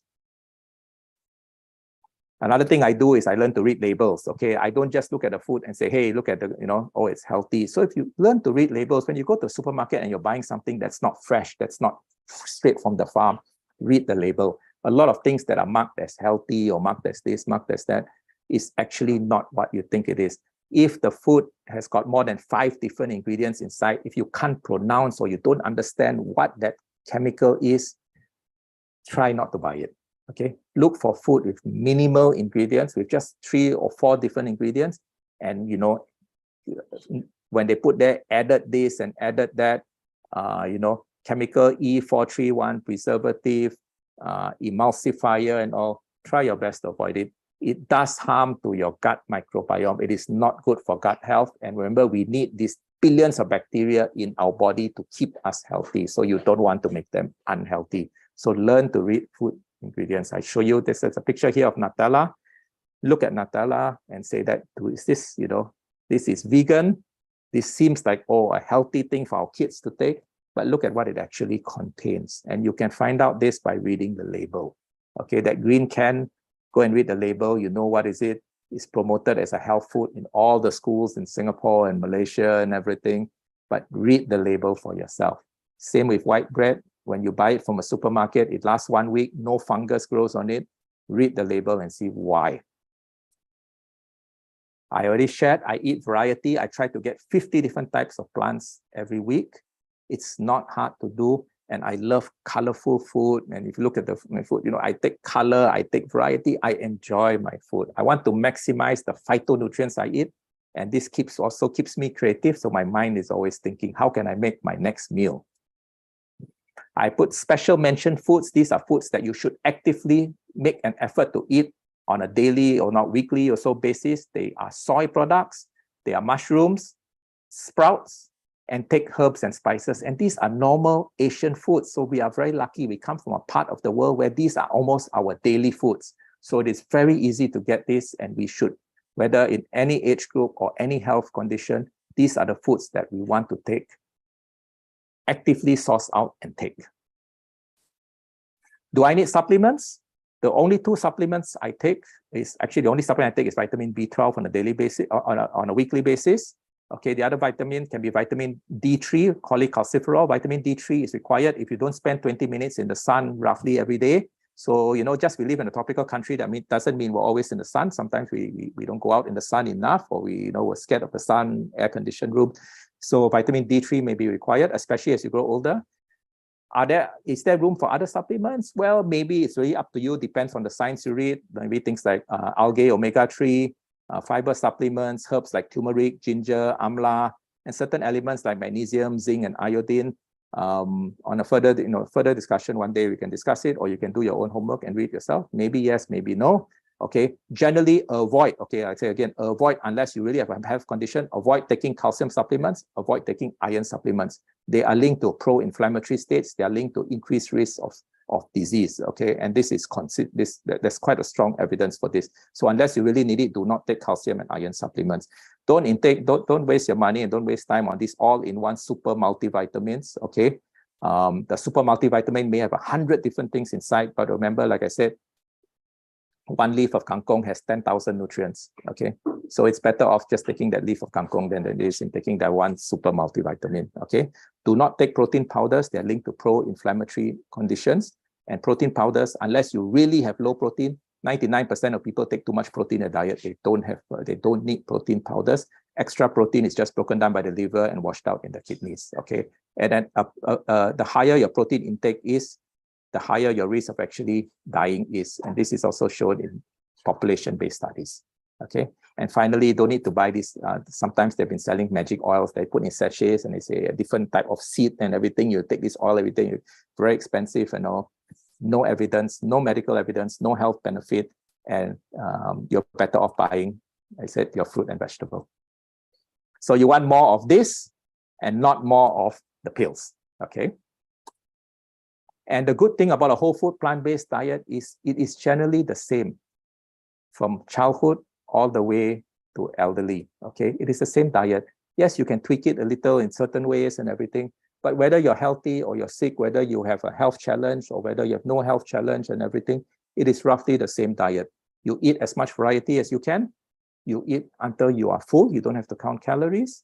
Okay. And you eat from these 4 different food groups, and then you add in all the extra foods. Okay. So my final take-home messages is eat real food, minimally processed. Number 2, eat from that food group I shared with you, known as the healthy plate. Okay. You don't need to count how much protein you take, how much fat, everything. Count the food groups. Okay. Number 3, eat the variety, eat the rainbow. Try to hit about 50 different types of fruit and vegetable every week or so. 4, remove dairy and egg. 5, the best drink to drink is water. Other than that, there are health benefits associated with tea and with coffee, but only the real stuff. That means not with the sugars and not with the milk. Okay. Count your nutrients, not your calories. Learn from the science. That means do your own reading up. Your doctor sometimes, I said, is not always right. Sometimes what your friends tell you is not always right. Sometimes when you read advertising, it's not always right. Learn from science and also learn from our grandparents or great-grandparents. What they eat, what their traditional diet is the healthy human diet. Okay? Eat like your life depends on it. And the reality is that your life does depend on it. The WHO now acknowledges that a bad diet is the #1 cause of death, or #1 linkage to death in all developed countries. A bad diet. It kills more people and makes more people sick than smoking actually does now, because smoking has been on the downtrend, but a bad diet is on the uptrend. Okay. And finally, of course, eat mindfully. Know what you eat. Know the work that when I was growing up, my parents used to say, you know, when you eat that grain of rice, think of what the farmer had to go through to plant it. And it remains so. When you eat, appreciate, eat mindfully. Know that what you're eating, how it nourishes your body, and the story of that food when it comes to you. Eat mindfully and eat with love. Okay. So let food be thy medicine and thy medicine food. This is what Hippocrates said 2,000 years ago. And we still take the Hippocratic oath as doctors today. So things have not changed. It is still very important. If someone wants to go for good health, one must first ask yourself, are you ready to do away with the reasons for the illness? And only then is it possible to help someone. So it is lifestyle modification that changes and brings us from a state of illness to a state of health. One person can make a difference to those around them. And slowly, those people make a difference to the others around them. The best way to make a change is to start with yourself. Change yourself first, since that is the one thing you can control. And then there was Albert Einstein, which said, nothing will benefit human health and increase the chances of survival on life on Earth as much as our evolution to a vegetarian or plant-based diet. With that, I would like to end, and thanks a lot for listening to me. I hope it's been beneficial, and I'm happy to share. Thank you so much, Dr. Charles Johnson. Well, it's great that today I learned something, that we are not just human. Yeah. That, you know, that is this whole ecosystem within us. So living is actually a balancing act. How to keep our ecosystem in a harmonized state so that all microbiome inside us are in a happy state, keeping us healthy. So the way to go is to eat healthy, and being healthy means whole food, plant-based. We have got several questions here, but first I would like to ask, you know, when we talk about non-processed food, so replacing, you know, the sugar and all that, is honey healthy? And replacing milk, is oat milk, almond milk healthy? Okay, so is it honey, right? Yes. Okay, so personally, just that you know that all life on Earth very much depends on the bees, because the bees aid in the pollination of plants, and ultimately all food comes from plants. The problem is modern bee farming, I think, tends to take away or decreases the population of wild bees. Okay, because commercial bees, and so from an environmental perspective, actually commercial honey farming is a rather destructive thing. So I don't take honey for that reason. The other thing is honey is actually, the bulk of honey, 90% of honey is actually sugar. And because honey comes from, honeycomb is made by a bee, which is an animal, it's got no fiber. So if anything's got no fiber and you're just taking mainly the sugar, then it's very much empty calories. Yes, if you compare honey with white sugar, I'd say honey is healthier. But is honey a health food? The answer is actually no. If you want food to be sweet, then what you do is you use fruits, because in a certain way, what you look at, every sugar molecule in a fruit is bound to the fiber. So it comes together as a package. So if you don't separate this package, when it goes down in our bodies, your body knows what to do with it. It takes the fiber, it breaks the bond. Then what happens is that the fiber is actually a form of carbohydrate. Okay, it is actually a form of carbohydrate that your body doesn't digest. And fiber, the reason why we don't digest fiber is because fiber is food for the microbiome. So it is this marvelous design we have that we take fiber, the body recognizes the fiber and say, hey, fiber, this is food, this millions of bacteria in your gut, please eat it. And then you take the carbohydrate and you use it for your own body. So it's this separation of the carbohydrates into soluble, insoluble, and normal carbs. And we take in the normal carbs and we give the soluble and insoluble fiber to the microbiome for it to eat. So it all fits very nicely. So to answer to that, yes, if you want to sweeten things, I seriously think a plant-based sauce is better. Dates are my favorite go-to way to sweeten things. And honey, yes, honey is better than white sugar from a health perspective, but from an environmental perspective, white sugar is actually a lower impact on the environment. Okay, thank you. And what about oat milk? Oat milk. Yeah. So once again, read the label. Okay, the label. It's water and oat. Yes, then good. So oats is better than oat milk because when you make oat milk, you take out the fiber. Okay. So in between oats and oat milk, you're better off with oats. But of course, if you want to add a milk to something, which I do too, I want to make a latte or make a cappuccino, then yes, I do use oat milk. So I just, in fact, I tried making my own oat milk, but I've not been very successful at it. But yeah, so read the labels. And yes, I agree that I wouldn't say it's a health food. You don't need to take a glass of oat milk every day. But in terms of a treat, in terms of saying, hey, this is what I want to have my afternoon latte, and all, by all means, it's fine. Whether it's oat milk, almond milk, any of the plant-based milk, it's for you to choose and make your own decision what's best. So it lies in that orange range. You can take it, but not too much. Okay, thank you. We have got several questions here on the chat. Yes. The first one is from Sister Irene. She wants to ask, for osteoporosis, doctor always prescribe Elasta, rexofenib hydrochloride. So what is your recommendation there? Okay, so first of all, I'm an emergency physician. So I've heard of the drug. I'm not familiar with the exact, I'm not the person to ask in terms of whether the drug works, doesn't work. But for every medicine, do ask your doctor, first of all, risk versus benefit. Doctor, what is the benefit of this? Doctor, what are side effects? Do your own homework. Go and find out yourself what are the risks versus benefit. But generally speaking, for osteoporosis, number one, it's just like dementia and everything else. Number one, prevention is the key. And prevention, more often than that, means resistance exercises, movement, walking. You keep moving and you maintain muscle mass. Okay, you maintain muscle mass means you will also maintain bone mass. So number one is the lifestyle thing you do is very important.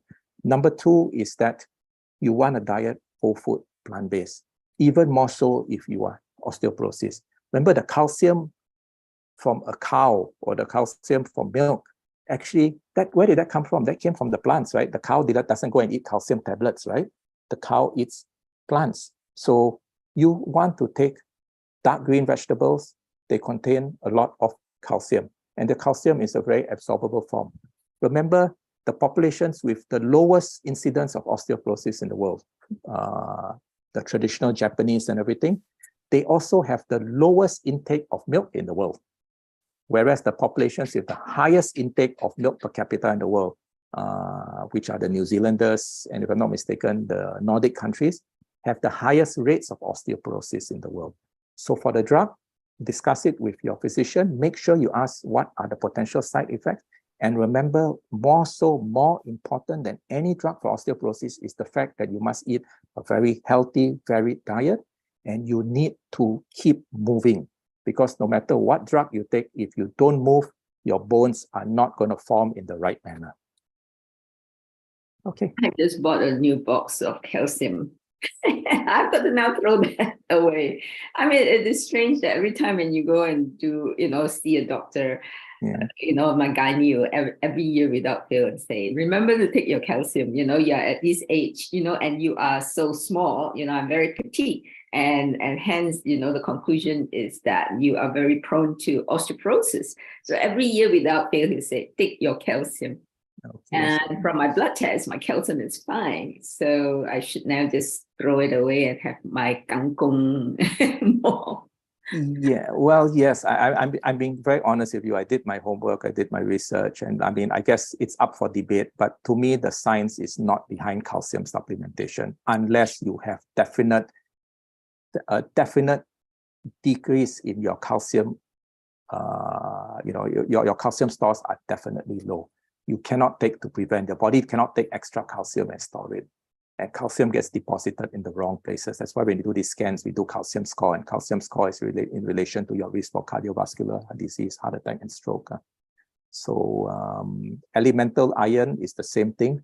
Don't take iron unless you have documented iron deficiency. Okay, tablets of iron and tablets of calcium, they're not naturally, they're highly processed stuff. And when you take it, it can cause more harm than good. So it is given to you in good faith. They offer it to you and everything. But I say our idea is that we have to follow the science. And the science is not for it now, which is why it's important to keep up to date. And sadly, most doctors, because we're so focused on pills and drugs and treatments, we don't follow the science for nutrition, which if you ask me, is so important in the world nowadays. Okay. Yeah. Then we have Jessie asking Dr. Charles, can cancer patient or cancer survivor take yam? Cancer survivor take yam unless there's a specific reason not to. Any whole food plant-based diet is really great for cancer survivors. Once again, if you have a health challenge, all the more you want to give your body the best possible source of nutrition. So you want to take as much variety and everything. So unless there's a specific reason because of a chemotherapy you're on or something, there's some interaction, then there's no specific restriction for whole plant-based food. But like I said, you have to check with your oncologist or something. Maybe there's a particular drug that has a particular interaction or something that you're on. That part you have to check. But otherwise, no, there's no specific restrictions on any whole food plant-based, whether you're cancer survivor or you have any other health challenges. Okay, and then Sister Moon is asking, in what way is protein powder not good?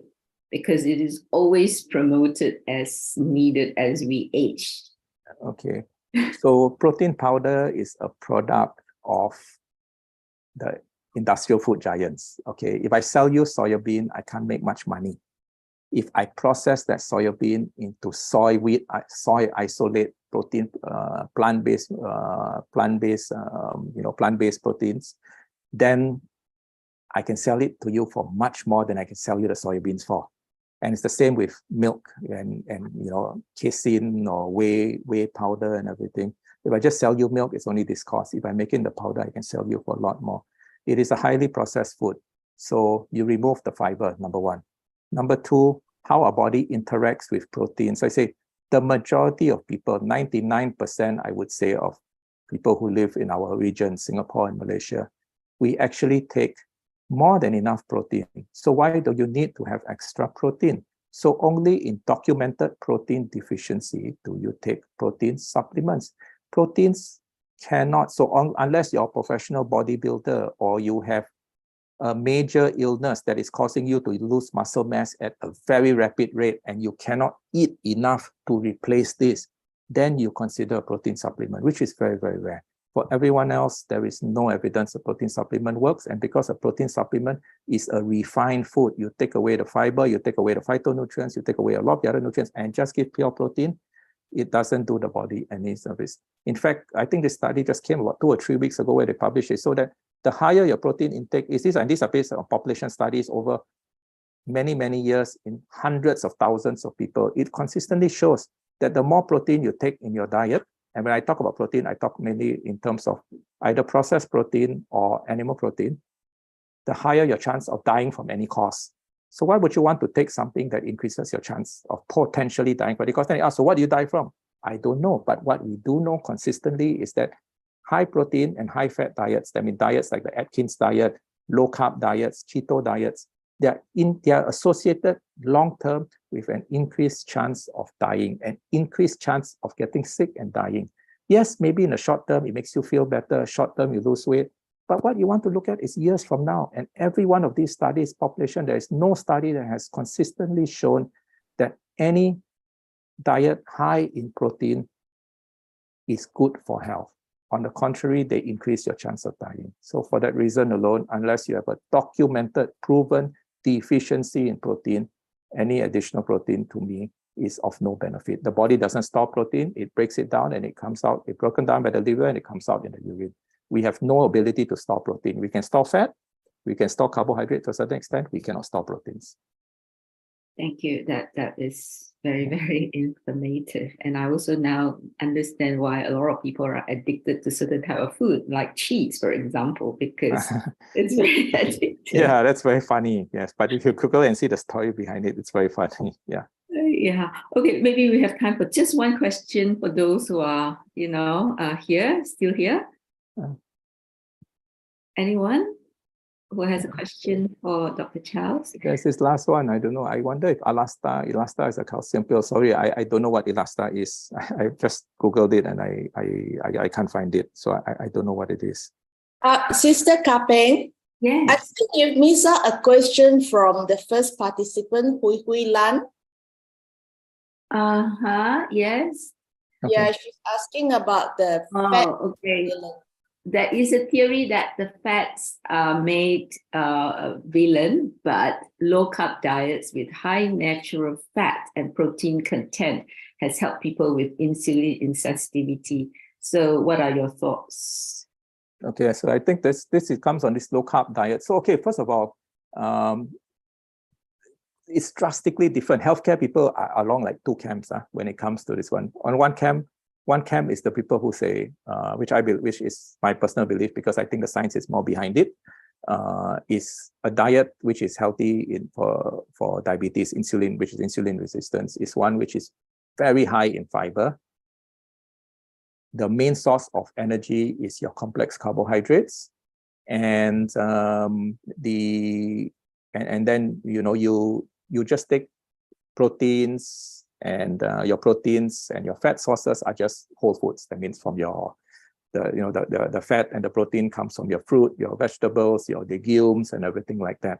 And this consistently across the board over thousands of studies globally have been shown to decrease, if not reverse, diabetes.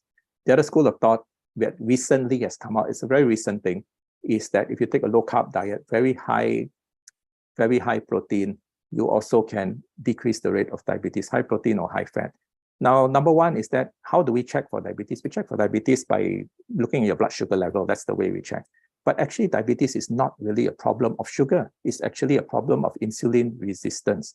So if you don't take any carb or you don't take any sugar, of course, your sugar, you take 80-90% of your diet consists of fat and protein. So you're not taking any sugars in. So what happens? Your sugar levels drop. But did you actually treat the insulin resistance? The insulin resistance is still there. So you still have insulin resistance, but you have falsified yourself to think that you have treated your diabetes, which is why the long-term outcome data, the long-term studies of diets which are high in protein, low in carb, and high in fat are linked to no decrease in the incidence, in the outcomes of death. And that's what you want. There's no point saying that, hey, I brought my sugar levels down, but my risk of dying has gone up. What you want to do is actually to decrease the risk of death and chronic illness. And I think the data really is only in, if you ask me, the strongest data is in a whole food plant-based diet, which generally will always be significantly high in carbs, and your protein content is roughly going to be about 10 or 20% only. Okay, but this debate can go on for a very long time, so I'll stop right here. Yeah, thank you. Because, especially, people who are trying to control their weight, right? So they eat Yes. carbs So as being, as being the villain, but your carb is not the villain. Simple carbs is your villain. You must differentiate. Carbohydrate is complex carbs, simple carbs. Complex carbs are your best friend. It is the simple carbs is the villain. The problem is the simple carbs is added into so many different food stuff, so much hidden food stuff that you don't see it. Yeah. Thank you. Thank you so much, Dr. Charles. And I hope that your slides are going to be made available for everyone. Yes, no it takes time really to go through again, to digest all the great information that you have provided today. So thank you, for your time and for, sharing your knowledge. It's been really, really helpful for me. Now I have to go to the kitchen and sort it out, throw out things that it's not going to be beneficial. Well, do your homework first. Do the science. You can share my details, and if anybody wants to ask any questions, even after this, I'd be happy to try to answer. Yeah. Thank you so much, and I appreciate if everyone can switch on your video so that we can take a picture together with Dr. Charles this morning. Thank you, Sister Irene. Can I trouble you to take a picture for all? Thank you.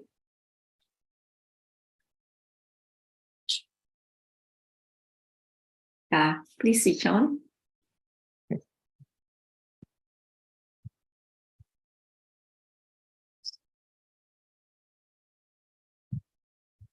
Okay. Okay, thank you so much. Thank you you so much, for joining. You're welcome.